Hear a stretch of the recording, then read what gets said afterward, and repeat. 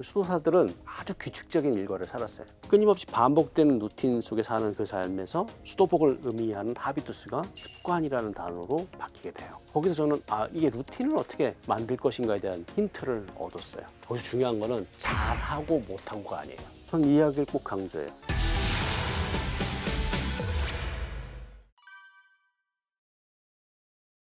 자꾸 공부했던 비법을 물어보는데 제가 얘기했던 건 이거였어요. 흐르는 강물. 우리가 공부를 하다 보면 물론 10대 때, 20대 때 젊었을 때는 암기력도 훨씬 더 좋고 빨리 기억할 수 있는데 나이가 먹어가면서 암기력도 예전 같지 않고 그리고 이미 내 머릿속에 있는 것마저 빠져나간다는 느낌이 들어요. 그럼 공부는 어떻게 하는 것인가? 저는 이렇게 얘기를 해요. 끊임없이 한 귀로 듣고 한 귀로 흘린다. 왜 흐르는 강물을 얘기했냐면 강물이 흐를 때는 그 강물이 아무것도 운반하지 않는다라고 생각하지만 학원에 가서 보면 모래톱이 쌓이고 거기에 모래사장이 생기고 축적된 무언가가 있는 걸 우리는 발견할 수가 있어요. 우리가 읽었던 수많은 책들 속에서 내 머릿속에 남아있는 게 거의 없네 라고 생각할 때가 참 많아요. 저도 물론 그랬어요. 그렇지만 그 내 머릿속에 남은 것이 아무것도 없다라고 했던 그것들이 하나하나 켜켜이 쌓여서 어느 순간 하구에는 모래톱이 형성되듯이 저는 그게 공부라고 생각을 해요. 근데 어려움은 뭐냐면 거기까지 가기가 힘들다는 거죠. 대부분의 사람들이 거기까지 가기 전에 그만둬요. 거의 다 왔는데 왜 그만뒀지 하는 친구들도 있어요. 그래서 저는 이 비유를 들고 싶어요. 목적지. 요즘 지방 강연이 좀 있어서 서울에서 부산을 갈 일도 있고 서울에서 광주를 갈 일도 있어요. 때로는 기차를 이용할 때도 있고 때로는 비행기를 이용해요. 자, 목적지가 다가와지면 속도가 늦춰집니다. 기차든 비행기든. 가장 힘든 거는 언제냐면 이륙할 때, 출발할 때예요. 요즘 우리가 우주에 대한 관심이 되게 많은데 발사체가 제일 힘든 거는 이 대기권을 벗어날 때예요. 근데 사람들은 그 대기권을 벗어날 때는 내가 갖고 있는 모든 연료의 에너지를 다 소진해요. 그래야지 이 대기권을 벗어날 수 있으니까. 근데 그 벗어난 다음에 목적지가 다가와지면 오히려 속도도 늦어지고 이게 다가가는가? 그런 생각이 들 때가 많아요. 자, 그때 나는 어떤 생각을 해야 되냐면 내가 지금 목적지에 다가가고 있다는 거죠. 어느 순간에 내가 늦어진다면 단순히 늦어진 것만은 아닐 수도 있다. 목적지에 다가가게 되면 내가 타고 갔던 기차도 비행기도 속도가 늦어지는 것처럼. 모든 것은 무엇에서부터 시작한다? 보는 것에서부터 시작한다. 보다 보니까 무엇이 보이냐면 내 마음이 보였어요. 그래서 저는 공부할 때 공부 일지를 썼어요. 공부 일지라는 게 뭐냐면 10대 청년들에게 20대 청년들에게 탁 앉으면 탁 공부하시는데 그거 되게 어려운 거예요. 탁 앉았는데 탁 공부가 안 되죠. 그럼 전 썼어요. 내게 솟아올라오는 느낌과 생각들은 무엇인지 한 문장 아니 한 단어를 썼어요. 예를 들어서 공부를 시작하기 전에 내가 가졌던 어떤 상념들, 짧은 단상들, 예를 들어서 연애를 한다면 내가 지금 여자친구를 만나고 왔어. 그럼 마음이 흥분되잖아요. 걔가 계속 보고 싶고 그것도 한 장 쓰는 거야. 누구 만나고 왔는데 걔가 나는 계속해서 보고 싶고 걔의 잔상이 남는다. 아니면 학원에 아니면 독서실에 공부하러 오기 전에 엄마랑 싸웠어. 그 불편함이 계속 남는다. 그것도 썼어요. 그것을 하다 보니까 어떤 순간에는 상처받은 내가 보였고 상처받았다고 했는데 상처를 줬던 또 내가 보였고 의기소침했던 제가 보였고 내가 어떻게 극복할 수 없는 어떤 문제로 인한 의기소침이 있을 때는 좌절했던 내가 보였어요. 일단 모든 것은 한 문장을 쓰는 데서 시작했어요. 첫 문장. 그래서 질문을 하고 싶어요. 당신 인생의 첫 문장은 무엇인가라고. 당신 인생의 첫 문장은 무엇입니까? Quid est prima sententia in vita tua? 아무리 어렵고 해결하기 힘든 일이라고 생각해도 일단 한 문장을 쓰면 그리고 어떤 경우에는 내가 하나의 문장으로 된 결심을 내 안에 하게 된다면 그것이 출발점이 될 수 있을 거라고 생각해요. 그리고 그것이 나만의 악보를 찾는 첫 시작이 될 수 있을 거라고 생각해요. 그리고 저녁에 전 이 이야기를 꼭 강조해요. 낮 동안에는 나를 끊임없이 누구라고 생각하냐? 천재라고 생각해라라고 그래요. 천재 아니지만. 왜 그러냐? 내가 오늘 읽어야 될 수많은 분량의 책들이 있고 문서들이 있고 그걸 다 외워야 되기도 하고 때로는 그걸 처리를 해야 되는데 그 천재인 내가 이 정도를 내 머릿속에 넣는 게 뭐가 어려워? 라고 생각하는 거예요. 물론 다 들어가지도 않고 다 못 넣는 날도 많았어요. 근데 그렇게 생각하고 하는 거예요. 왜? 나라는 엄청난 우주공간 같은 두뇌를 가진 내가 이 정도 내용을 내 머릿속에 넣는 게 뭐가 어려워? 라고 생각하고 그 공부를 시작하는 것과 이 책 한 권을 언제 다 읽지? 이걸 언제 다 하지? 라고 마음을 먹고 하는 것과는 저 마음에서 좀 차이가 있었어요. 천재인 내가 거만하게 이거 난 다 할 수 있어 라고 생각했던 게 좀 제 마음을 편하게 했던 것 같아요. 그렇지만 저녁이 되면 저는 저를 알죠. 제가 천재가 아니라는 걸. 그래 나는 많이 부족해. 난 천재도 아니지 사실은. 되게 평범한 아이였지. 그리고 아유 그냥 거들먹거리면서 내가 이거 다 외울 수 있어, 다 할 수 있어라고 했지만 저녁이 되니까 하지 못한 많은, 그러니까 내가 아침에 계획했던 것에 이루지 못한 많은 부분들이 보여요. 저녁에는 아주 겸손하게 반성을 했는데 그 이유는 뭐냐면 다음날 다시 거들먹거릴 나를 위해서 천재라고. 그래서 저녁에는 겸손해야 됐어요. 그러나 저녁은 겸손했지만 아침은 반드시 다시 천재라고 생각하는 거예요. 그것이 흐르는 강물처럼 어느 날 되다 보니까 진짜 천재가 될 수도 있는 거예요. 그리고 슈퍼 지니어스가 될 수도 있고 더 지나가서 울트라 슈퍼 지니어스가 될 수 있을지 누가 알아요. 나는 그 정도가 될 수 있는 사람인지 누가 알아요. 그래서 내가 한계 짓지 마라. 물론 그것이 허황된 착각이나 망상이면 안 돼요. 근데 나를 스스로 한계 지을 필요는 없지 않을까라는 질문을 다시 한번 하고 싶어요. 예.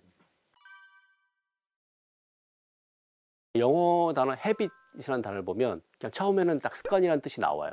근데 또 보면 수도사들이 입는 옷이라는 뜻도 나와요. 그래서 처음에는 이게 왜 나왔지? 근데 반대예요. 오히려 하비투스, 수도사들이 입는 옷이 먼저예요.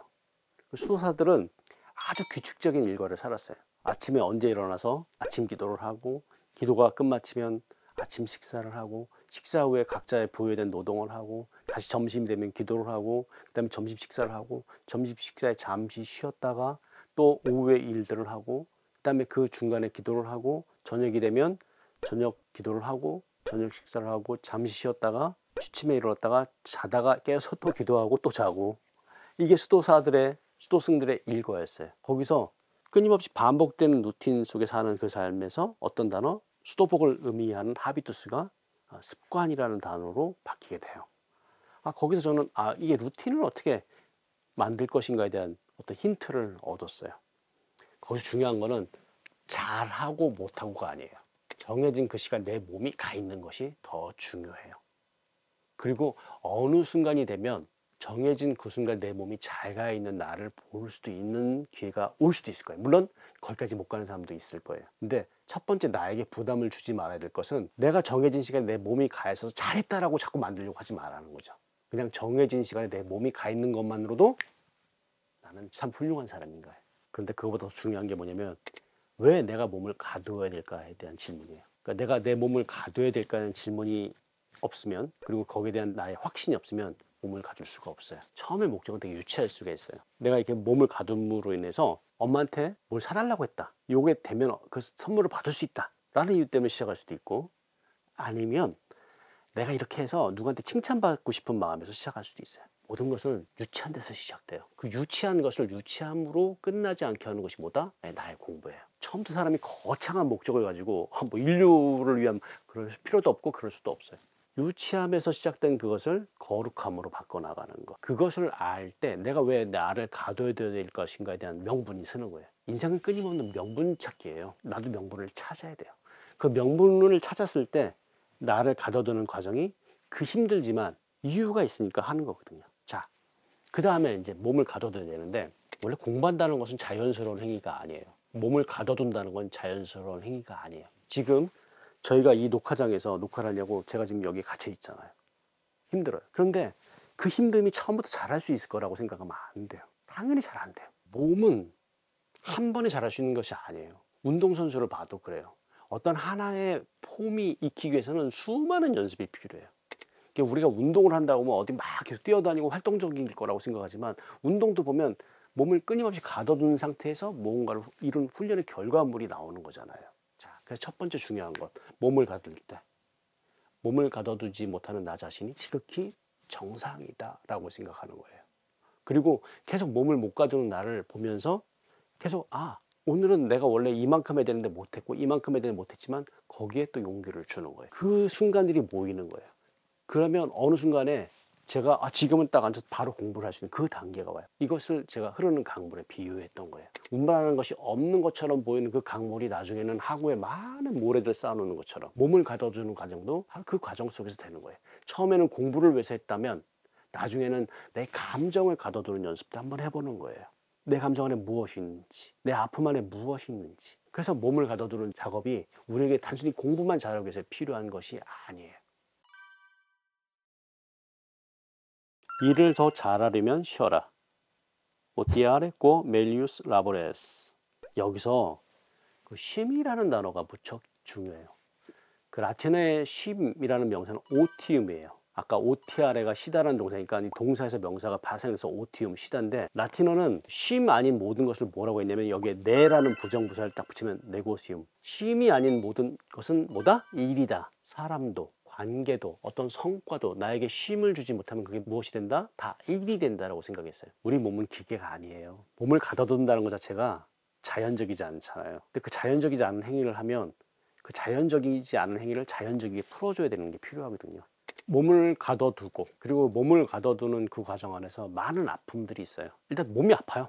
결리고 쑤시고 아프고 그다음에 엉덩이가 들썩들썩 거리고 그렇게 몸을 가둬둬서 했는데 결과가 안 좋으면 또 마음도 아파. 그리고 머리에 우겨 들어가지 않는 걸 막 우겨 넣으니까 머리도 아파. 그럼 어떻게 돼요? 그럼 사람들은 이제 저도 그런 실수를 했었는데 일단 누구 친구 좀 만나서 이야기를 하고 싶어요. 아, 나 이거 힘들어. 그때 얘기할 땐 좀 뭔가 풀리는 것 같았는데 집에 와서 보니까 다시 책상에 앉아보니까 편하지 않았어요. 아무것도. 마음은 좀 홀가분해진 것 같았는데 답답하니까 밤에 술 한잔 하고 싶었어요. 마셔본 사람도 다 알 거예요. 다음날 허탈함에 대해서. 그래서 생각했죠. 산을 걷자. 자연이란 책을 읽어보자. 산에 갖고 걷다 보면 그 산이 나에게 아무것도 물어보지 않아요. 나무가 무슨 이야기를 해오지도 않고 그 산이 아무런 이야기를 하지도 않아요. 그냥 그 자연이라는 책 속에 나를 한번 놓아둬 보니까 그냥 숲의 공기가, 숲의 향기가, 그리고 거기를 걸음으로써 변화되는 내 안의 어떤 몸의 변화가 나 자신을 위로시켜주는 어떤 면들이 있었어요. 그래서 운동이 필요한 거예요. 그리고 다시 돌아와서 또 공부하는 그랬던 것 같아요. 네. 부모를 떠나십시오. 렐링퀴테 파렌테스. 이건 저의 순수한 체험이고 고백이었어요. 나의 부모님을 생각해보면 가난한 사람이었고 나는 가난한 사람에게서 출생한 가난한 사람이었어요. 그리고 수없는 순간 저분이 나의 부모가 아니었으면 정말 좋았을 텐데. 그리고 친구의 부모님과 비교해보고 다른 친구들은 공부만 해도 되는데 나는 공부 아닌 여러 가지 것들을 고민해야 되는 그런 상황에서 저분이 나의 부모가 아니었으면 얼마나 좋았을까라고 생각했던 적이 수없이 많이 있었어요. 6살, 7살 먹은 아이는 그냥 그거에 방치됐어야만 했어요. 그게 서글펐어요. 근데 조금 더 시간이 지나고 보니까 사춘기 때 내 모습은 또 어떻게 바뀌었냐면 부모님과 말 안 하고 뿌르퉁 얼굴하고 그 다음에 물론 저는 단칸방에 살았기 때문에 자기 방에서 안 나오기는 불가능했지만 하여튼 모든 걸 단절하고 지냈어요. 요즘 친구 표현은 방에서 안 나오기 이런 거죠. 근데 그게 무슨 의미가 있을까? 그렇게 해서 내가 나아졌는가? 그렇게 해서 내가 편해졌는가라는 걸 생각해 봤을 때 그렇지 않았어요. 나도 편하지 않았고 부모님도 편하지 않았고 그때 든 생각은 이거였어요. 부모라는 존재에 대해서 역할 정립을 해야겠다. 당신의 역할은 나를 이 세상에 태어나게 한 것을 모든 역할이 끝났다라고 생각해보자 라고 생각하니까 제 마음이 무척 편해졌어요. 부모님에 대해서 왜 우리 아버지는 다른 아버지에 비해서 이것도 못해주고 저것도 못해주고 우리 집은 왜 이래라고 매일 질문을 하다가 부모의 역할을 심플하게 생각하자. 단순하게 생각하자. 부모는 나를 이 세상에 태어나게 한 것으로 모든 역할이 끝났다. 그리고 이 이후에 모든 어떤 결과물은 누구의 책임? 나의 책임이라고 생각해보자 라고 생각하니까 그 인생을 바라보는 방식, 인생의 무게를 느끼는 방식을 새롭게 생각해야만 했어요. 근데 생각은 빨랐지만 변화는 늦었어요. 왜냐? 그 생각의 변화를 느끼는 몸은 그 변화를 따라가지 못했기 때문에 그래요. 대부분의 그 10대 청년들이 공부에 대한 계획을 짜오고 계획을 짜고 잘 수행을 못했을 때 애들이 자책을 해요. 저는 그 자책하지 마라 그래요. 왜? 생각의 변화는 빠르지만 그 몸은 그 변화를 따라가기에 많은 시간이 걸리기 때문에 그걸 인정하라고 그래요. 중요한 것은 당신이 가는 길에서 머무르지 마라고 얘기해요. 길은 끝까지 가는 것이지 길에서 머무르는 게 아니기 때문에. 길을 계속 걸어가다. 인시스토 이테르 비암. 살려달라고 탄식하는 영혼에게는 다음과 같은 질문이 따릅니다. 우리는 다시 무엇을 희망할 수 있는가라는 물음 앞에 서 있습니다. 이따 이테룸 알리우드 퀴담 인텔로가 뚜루 퀴드 스페라레 보스무스. 이제 다시 한번 질문해 봅시다. 우리는 무엇을 희망할 수 있습니까? 이테룸 노스 입소스 인텔로제무스 퀴드 스페라레 보스무스. 우리가 달려야 할 길은 무엇입니까? 퀘스트 비아 베르quam 꾸리무스. 우리는 길에 의해서 길을 묻습니다. 길을 나서기에 앞서 내가 가야 할 길을 면밀하게 조사해서 목적지를 선정하고 동선을 짜고 가는 길에 필요한 품목을 꼼꼼히 챙기더라도 길을 나서지 않으면 아무 의미가 없습니다. 우리가 달려야 할 길은 때로는 걸어가다 발견할 수도 있습니다. 한 스포츠 브랜드의 광고처럼. 이것이 끝입니다. 이스테피니스. 모든 터널의 끝은 있습니다. 다만 끝까지 간 사람에게만 한해서. 이것이 터널의 끝입니다. 고통과 절망 속에서 끝이 보이지 않을 때, 그래서 스스로 모든 것을 끝내버리고 싶은 충동에 휩싸일 때마다 제가 기도하듯 읽는 문장을 마지막으로 여러분에게 주고 싶습니다. 바로 거기에 끝이 있습니다. 우리는 그 끝을 위해서 달리고 있고 그 끝을 향하여 달리고 있습니다. 그 끝에 다다를 때 우리는 비로소 편히 쉬게 될 것입니다. 길 위에 머물러 있지 마십시오.